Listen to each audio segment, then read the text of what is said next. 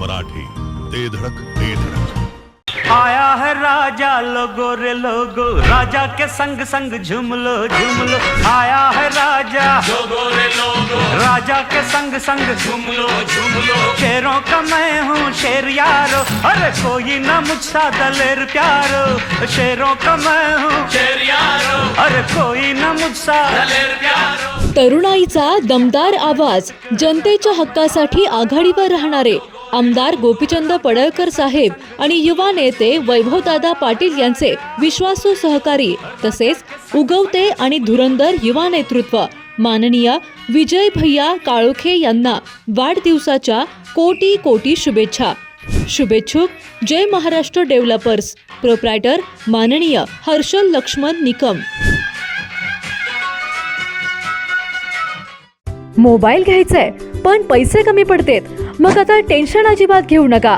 आधार आणि pan card घेऊन direct आपल्या दीपक भैयांची यशोदीप मोबाईल शॉपी गाठा। कुठल्याही कंपनीचा फोन असू दे, यशोदीप मोबाईल शॉपी देते सर्वात स्वस्त मोबाईल आणि सर्वात मस्त सर्व्हिस। म्हणूनच आपल्याकडे असते अशी फुल गर्दी। पत्ता समर्थ फोटो स्टुडिओ समोर, कराड रोड, विटा।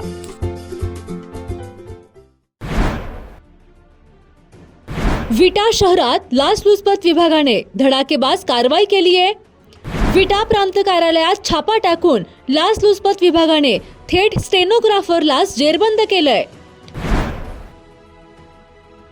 जन्ममृत्यूच्या नोंदणीच्या निकालासाठी लाच घेताना रमेश अण्णा शिंदे याला अटक करण्यात आली आहे। लाचलुचपत विभागाच्या या मोठ्या कारवाईनंतर तालुक्यात मोठी खळबळ उडाली आहे।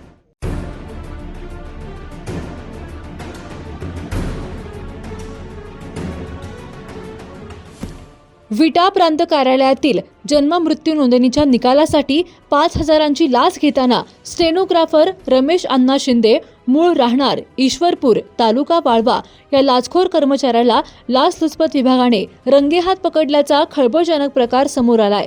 या घटनेबाबत अधिक माहिती अशी की लाचखोर स्टेनोग्राफर रमेश अण्णा शिंदे हे विटा प्रांत कार्यालयात कार्यरत आहेत। तक्रारदाराने त्यांच्या पक्षकारांकडून वकीलपत्र घेऊन विटा प्रांत कार्यालयात जन्ममृत्यू नोंदणीसाठी 5 अर्ज दाखल केले होते। या प्रत्येक अर्जाच्या नोंदीसाठी 1,000 रुपयाप्रमाणे रक्कम द्यावी अशी मागणी स्टेनोग्राफर रमेश अण्णा शिंदे यांनी तक्रारदार यांच्याकडे केली होती। याबाबत तक्रारदार यांनी सांगली लाचलुचपत प्रतिबंध विभागाकडे रितसर तक्रार दाखल केली होती। दरम्यान लाचलुचपत विभागाच्या पथकाने शुक्रवारी या तक्रारीची पडताळणी करून विटा प्रांत कार्यालयात छापा टाकला। यावेळी तक्रारदार यांच्याकडून 5,000ची लाच घेताना स्टेनोग्राफर रमेश अण्णा शिंदे याला रंगेहात पकडण्यात आले। या कारवाईची माहिती मिळताच प्रांत कार्यालयात मोठी खळबळ उडाली। लाचलुचपत प्रतिबंध विभागाचे निरीक्षक योगेश चव्हाण यांच्या नेतृत्वाखाली ही धडक कारवाई करण्यात आली आहे।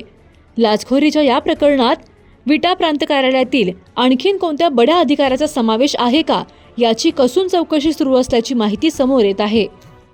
कान, नाक आणि घशासंदर्भातील आजाराची आता चिंता सोडा। विटा शहरात अत्याधुनिक तंत्रज्ञानाद्वारे आता अचूक निदान आणि खात्रीशीर उपचार उपलब्ध। डॉक्टर ऐश्वर्या काकडे यांचे श्री समर्थ कान नाक घसा हॉस्पिटल 24 तास आपल्या सेवेसाठी सज्ज। संपर्क आपल्या स्क्रीनवर। जिओ मराठी, ते धड़क